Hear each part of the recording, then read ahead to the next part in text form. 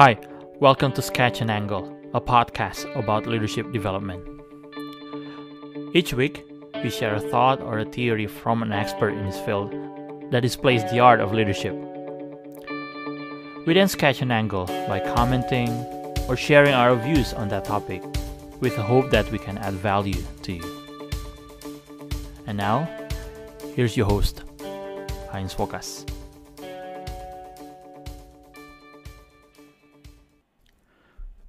Minggu yang lalu saya mengatakan bahwa tugas dari seorang pemimpin adalah membangun yang namanya corporate culture. Dan hal ini tentu tidak bisa dihindari apalagi kalau perusahaan yang dipimpin ukurannya sudah besar.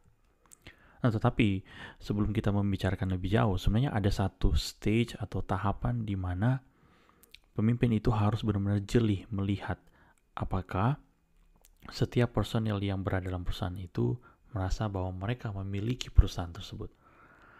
Nah, usaha untuk membangun corporate culture akan menjadi perjalanan yang sulit kalau setiap personel belum melihat bahwa mereka itu they belong here, they belong to that company. Nah, ini menjadi hal yang serius yang harus dipikirkan oleh setiap pemimpin. Nah, sebelum lebih lanjut, saya akan membahas bagaimana cara kemudian akan membangun corporate culture itu. Saya mengajak untuk kalian yang baru pertama kali berkunjung ke kanal ini untuk subscribe terlebih dahulu dan kemudian mengaktifkan lonceng supaya setiap kali ada video baru yang diunggah di kanal ini kalian akan mendapatkan notifikasi. Dan selanjutnya saya juga mengajak kalian untuk setelah selesai mendengarkan pemaparan di episode kali ini untuk meninggalkan komentar ya supaya kita boleh ada diskusi lebih lanjut.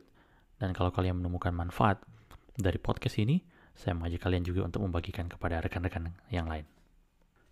Pada salah satu artikel yang diterbitkan oleh Harvard Business Review yang berjudul What Does It Take to Build a Culture of Belonging? Kedua penulis dari artikel tersebut yaitu Julia Taylor Kennedy and Pooja Jain Ling. Di awal tulisan itu memaparkan bahwa the need to belong is universal and fundamental. Ya, mereka berargumen bahwa setiap orang ketika mereka terlibat kepada satu usaha atau pekerjaan, tentu mereka ingin ada rasa memiliki kepemilikan dari apa yang mereka lakukan. Dan ini menjadi suatu hal yang penting. Dan bagaimana caranya untuk kita bisa melihat bahwa kita itu sedang membangun budaya yang kemudian itu mempromosikan kepemilikan ya. Bahwa setiap yang terlibat dalam perusahaan yang kita pimpin itu merasa bahwa mereka juga memiliki perusahaan tersebut sehingga mereka itu memberikan yang terbaik dari yang mereka miliki. Nah, kedua penulis yang saya sebutkan tadi, kemudian itu membagikan ada setidaknya ada 4 states ya, yang menunjukkan bahwa we belong at work, gitu ya. Nah, state yang pertama yang mereka bagikan adalah we belong at work when we are seen for our unique contribution. Jadi ketika setiap pekerja itu kemudian dilihat apa yang mereka berikan, kontribusi mereka, nah itu sebenarnya menjadi semacam pintu masuk ya untuk kondisi bahwa mereka juga memiliki perusahaan tersebut. Nah, stage yang kedua adalah connected ya. Saat mereka when they are connected, saat mereka terhubung dengan rekan kerja mereka yang lain. Nah, yang ketiga adalah saat mereka itu supported. Dan yang terakhir adalah saat setiap pekerja itu merasa bangga dengan nilai-nilai dari perusahaan dan tujuan dari perusahaan tersebut.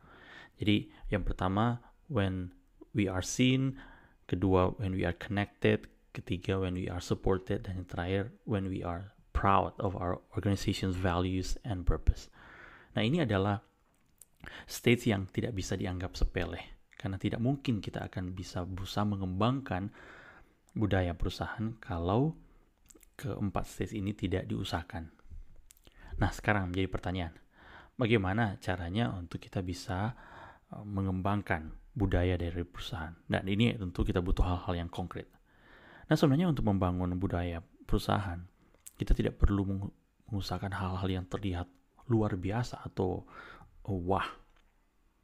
Tapi sebenarnya ketika ada pilihan-pilihan sederhana yang kita ambil, keputusan-keputusan kecil yang kita buat, itu justru yang akan berkontribusi kepada pengembangan dari budaya yang saya maksudkan.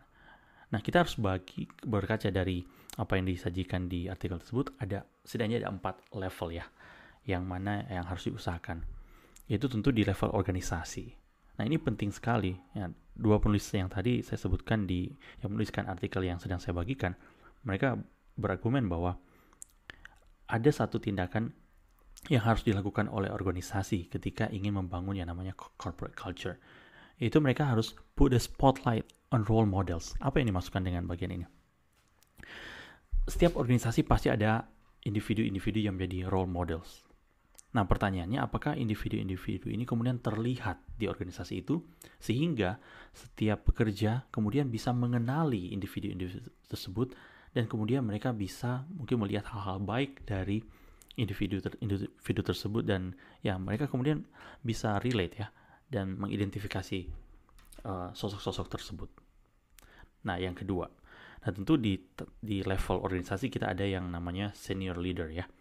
Nah, apa yang perlu dilakukan oleh mereka yang berada di posisi ini?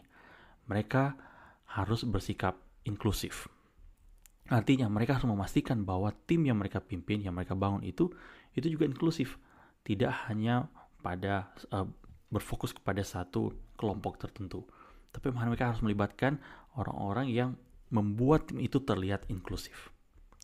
Nah, di bawah senior leader tentu ada level pemimpin yang lain, yaitu manager. Nah, apa yang perlu dilakukan oleh para manajer? Nah, setidaknya ada 3 hal yang perlu dilakukan oleh para manajer, yaitu mereka harus bersikap responsif, appreciative, dan empowering.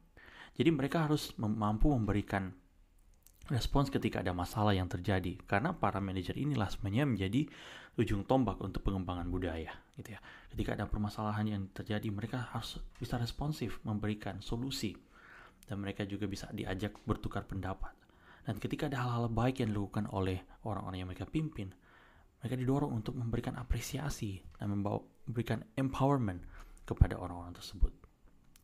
Nah, dan di level terakhir yaitu tentu kita sebagai orang-orang yang berada dalam satu organisasi ada yang namanya kolega ya atau rekan kerja.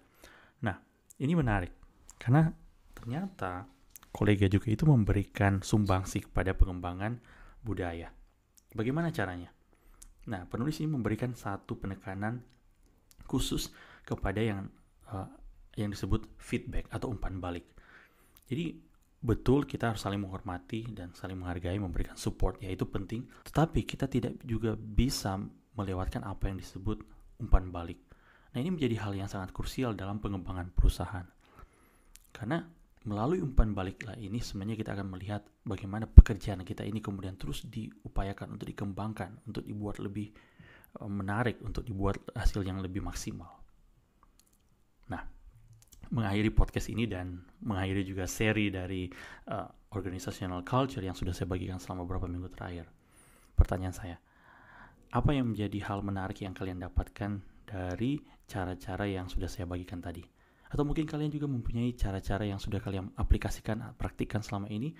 Mari, silakan dibagikan di kolom komentar dan kita bisa diskusikan lebih lanjut. Thanks for joining us this week on Sketch and Angle. If you found value in the show, we would appreciate if you would simply tell a friend about the show. And be sure to tune in next Monday for our next episode.